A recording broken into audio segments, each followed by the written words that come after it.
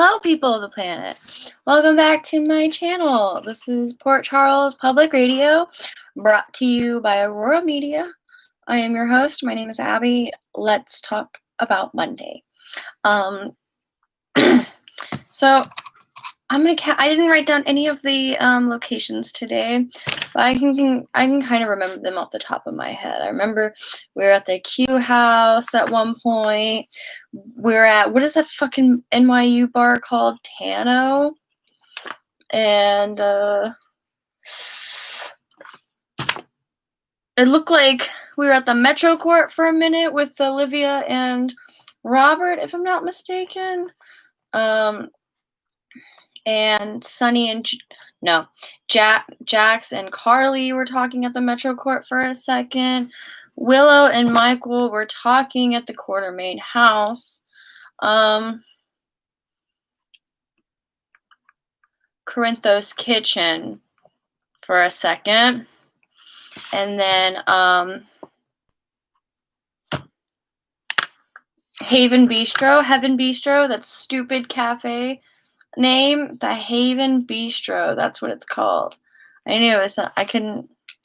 So yeah, not too much bouncing around today, to be honest. Sunny really came out. That's what I'm gonna say there. Sunny came out of Mike today, and shame on Phyllis, man, to bring a man like this home. She said she checked the records and there's no person that matches his description, but shame on her for bringing somebody like this home and saying, I don't care, if he knows how to handle a gun or not. We're glad he was here, so we're gonna give him a place to stay and a job. Girl, he clearly knows his way around a weapon and he doesn't know who he is or what's going on. Memory loss is bad, and so your response was let's just leave him here. I mean, yeah, he knows his way around a gun. He's being nice and all, but he could be someone dangerous. She doesn't care. She's opening her heart up in her home or whatever. But I guess it's fine. I guess it's possible in New York, yo. That's some Kiki's delivery service shit right there. Some ghostly shit where they're just this person's manifested some powers and they came out of nowhere and I'm just going to give them a place to stay. Okay. Sure. I apologize for this Windows stuff, yo. There we go. I'll just stay as much of it and I get out of it as I can. So, that's all I really want to talk about as far as that place, because I'm just annoyed with Phyllis about keeping him around, and because that ultimately means for us as viewers we have to fucking watch this stupid storyline just keep going. And in the meantime, because Sunny's playing dishwasher with in his New York accent seems to be back. Old man who knows his way around a job is I'm gonna need an apology. I'm gonna need to know you ain't gonna come back. Damn, Sonny, who the hell was that? Mike? So Robert and Olivia had this conversation in the Metro Court, right? Talking about, I don't have Carly's name written down. Here. Okay, so they were talking. He was these are the ways to make your mark, all right? Flatter her, even if she knows she's being made or not, and then ask her to do you a favor. Her guard will be down, and then you hit her with the facts that you know, where you trap them in a lie. And she did all those things to Tracy, and Tracy's okay, you clearly want to say something to me, so spit it out. And she's yeah, you seemed shocked to see Tracy, you seem shocked to see the alarm system the other day. Why don't you tell me what really happened at Alexis's the night of the well, tell me really happened, Alexis. Did you come to that? What really happened at that house or whatever? I can't remember what the words were, but Tracy was like, and Ned popped up at that point, I think, or before, after, I don't know. They were gonna, but so Robert taught Olivia right, because Tracy, in the end, she got all the marks, and she just didn't answer her. So we're gonna see, I guess, tomorrow what that shootout's gonna look like. How is Tracy gonna talk herself out of that? And while all that was happening, Michael and Willow were in the main room. Well, this is happening in the court. What do you call that room? The foyer? Well, this is happening in the foyer. In the It's not a living room, is it? A parlor? Sitting in the sitting room? Well, they were in the sitting room. I think that's what they'd call it. Yeah. Breaking up, deciding that, this happened, and it did happen in a vacuum. Maybe it wouldn't have happened at all. And it's not fair to keep doing this if there are feelings elsewhere. Just it is better to work through that with our other people, or not, if we are or not. So I think Willow and Chase are gonna get back together, or they're gonna try. They have the option to try now. Where the fuck is Willow gonna live? Where's Willow gonna live? She gonna stay at the cute? No. Are her and Sasha still friends? I don't know. Is she gonna maybe she's gonna go stay with her? Because it would be really gross if straight up Michael was like, okay, you're free to go hang out with Chase now, and she goes right back to his house. Like, girl, come on, don't. What is up with that? You go from your mom's house to Shiloh. His name is Shiloh. Couldn't think of that asshole's name the other night. You go from your mom's house to, which was never a real house because they went from place to place, to Shiloh's house, to Chase's house. Well, no. She did live alone for a second. She did. But a second. Between college. She was in college for a little bit. That's what helped her get out. And now, Michael's house. So where's she gonna go now? Her and Sasha gonna get an apartment together? That's weird. So I hope they don't go that route, because that's a little weird. This foursome thing is weird. But no, it's not that weird, because, like, Chase and Sasha haven't done anything, and they're not going to. If they did, yeah, things would get weird. So, what was interesting was she asked Michael, like, if that's not what you want. I don't know if he answered that or not. Because he said he doesn't regret anything. I think that's what happened. He says he doesn't regret anything. So, I don't know if he actually admitted whether he does still have feelings for Willow or not, or if like he says he does, but he knows that they could have just been made in a vacuum or whatever. Fantastical dream. It's fucking weird. This whole thing is weird with these guys, okay? So let's just keep playing it out. Let's keep playing this chemistry game out. Can Willow and Chase make it through this? We'll see. Are Sasha and Michael gonna, like, go back to the way they were? Because, like, either way, they're both still people or parents that are, like, devoted to Wiley. So I think she's gonna stay in that house because she's his mom. I think that's what she's gonna do. And stay his friend. Even though they're gonna get a divorce, like, are the Quartermains gonna want her to stay there? Probably not. She's probably gonna want to leave. We'll see. Who cares? It's fucking weird. Either way, there's gonna be drama, right? I just want to see whether or not Sasha and Michael can get back together. I think this is fucky to play with Sasha like this, dude. I don't know. I feel a little weird. And I think back and forth, like, it's okay to just like play with people's emotions, men's emotions like that. So I don't know how much I love what they're doing. So I don't really care either way if anybody gets hurt, except for Michael, because like Michael, no matter what, like just can't find the person for him. Can we all agree on that? They won't. Poor Michael is just like doomed to like never have anybody. He gets stuff like temporarily, but like he's just like doomed to not have a person because ultimately Sasha before didn't want to be like insta mom. She want to go into that, even though Michael did. But I think she's made that huge mistake, so we'll see. Maybe she'll change her mind and we'll be okay with like hanging out as like the girlfriend.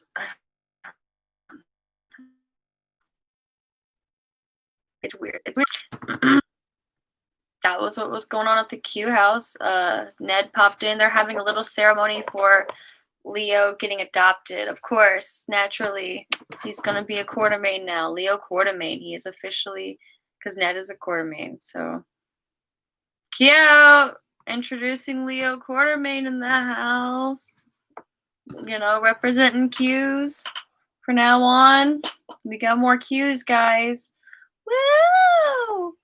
That's what Wiley is. Is he a Quartermain? I forgot. Wiley Corinthos Quartermain? I think that's his name. Wiley Corinthos Quartermain? What a weird. Give him Willow's last name. What is Willow's last name? Miller. I think that's her last name was Callie Miller. Willow Tate. Anyway,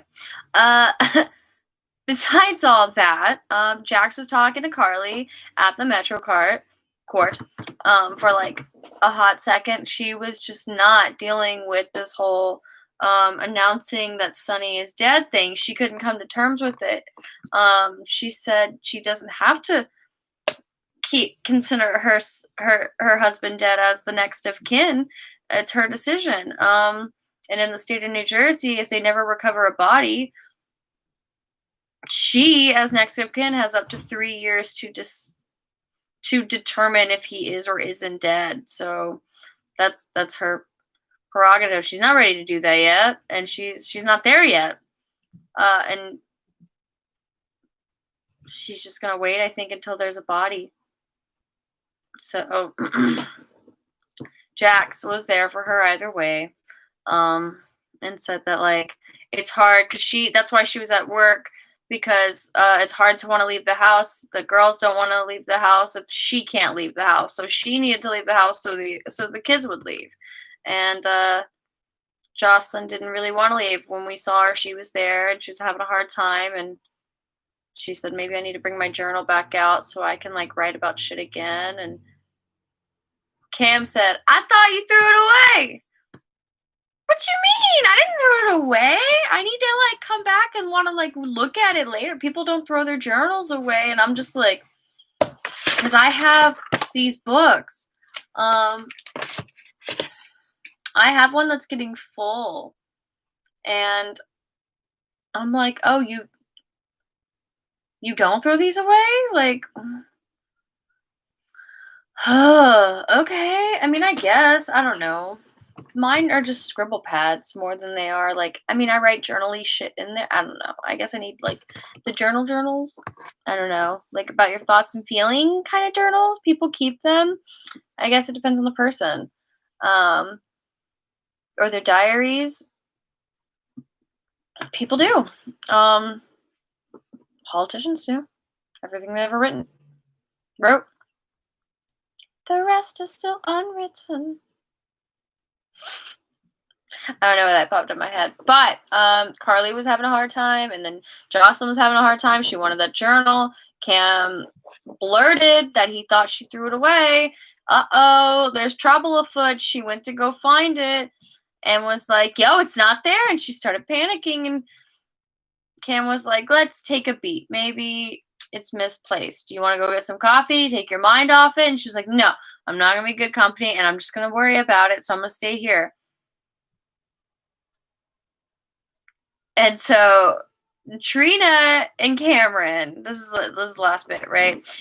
Trina and Cameron go to the coffee house, and she was like, "Yo, you were quiet about this whole journal thing," trying to get her to think about something else. So like, what do you know?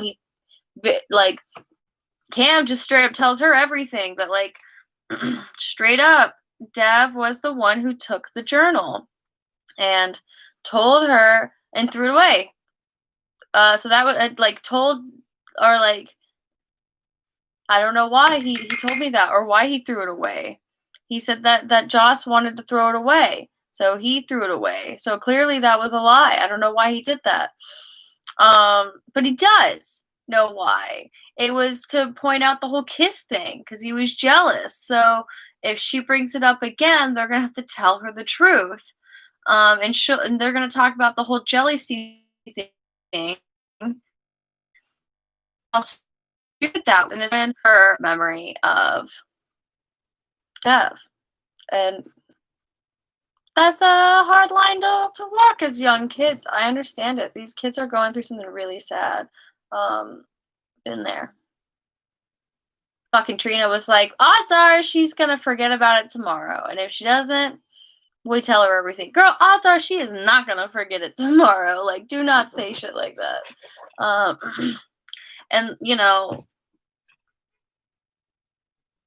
oh, Nina was in that damn office today talking to Ava for a little bit until okay, see, this is how I think they're using less actors, but they're able to like intertwine them in different locations. Just like move them around in the episode because like Ava jumped and so did Jax. Ava was first with Nina in her office before Nina ultimately decided to like put her, I'm using that word a lot today, ultimately. She put her heart necklace back on after Ava left, and she had convinced her to like go on the search for her daughter again. She puts the necklace back on, and the same thing happens with Ava. She goes to go pick it up, the half heart necklace. Does she not understand that like her friend Nina had been wearing this necklace around for like how long? And there she is looking for the other side. How did this not click? How did this not click in Ava's fucking brain? That's how out she doesn't see things, I guess. I don't know, but Jocelyn got it for her, and it was intense with her. Ava was trying to placate nicely. She was like, yo, I want you to know, like, I still want you to have a relationship with your sisters. I'm not going to do anything to jeopardize that. I don't want to deal with I don't want to bring this to your mom right now. I know she's going through a lot. There's this necklace. Could you, I asked the jeweler, they said Carly picked it up. So like, I don't want to be somebody who keeps bringing it up, to her right now. But like the kid's bringing it up because she said this and he likes it. So like, can you help? Jocelyn was I totally get where she was on this, and it was just very cryptic and just so unsettling that she was doing this for Ava, and she was like, okay. And then went and looked, and she was like, there was a necklace in there that I've never seen my mom wear before. Was it a half a heart necklace on a gold chain? Yes. And like gave it to her. Chick, this looks exactly like the one that your friend Nina, your only friend in the world, has been wearing for months. But like, whatever. Let's ignore it. She doesn't see it at first. That's okay. The showdown. She says, well, thank you. I'm glad you did this. And I won't forget it. And she was like, I didn't do this for you. I did this for my sister. Remember that, because every time I look at you, I see Morgan, and I see the fact that he went off his meds and how hard it was those last few months and how he stole a car. And that was your fault because he literally couldn't think straight because you did that to him. And I can't let that go because I see that every time I look at you. My brother's dead because of you. Like, she just tore in like, there's not no, disconnect. That's what I thought the second I was like, because Jocelyn's dealt with a lot of death. She's not gonna forget it. She doesn't forget it. Morgan was the first one, I think, for her that really meant a lot to her besides Lady Jane. Um, yeah, so when I saw that, I was like, man, let her know. Cut her out. She cut that bitch out. And I think it ended with like Nina deciding to tell Jax, like, yeah, she's gonna go on a search again or something. I don't know, but but somehow they danced around the whole I love you too. Or no, I think he just said I love you. I don't know if she said I love you too. I'm sure she's gonna say I love you too tomorrow. Whatever. Can't wait for tomorrow. I saw the scenes, but they're really quick. So I think we're gonna see Elizabeth tomorrow. We might see Franco. We'll see. Um, can't remember who else. Oh, Valentine was gonna go to Alexis's house with Martin. That looks exciting. I love those scenes. So, if there's anybody wants to talk about it, please come back tomorrow. Hopefully, I will be on after the show, same time tomorrow. If you've stuck with me this long, thanks for sticking. Hopefully, I'll do this soon. Tip your waitresses. Y'all be safe out there. Peace to the planet.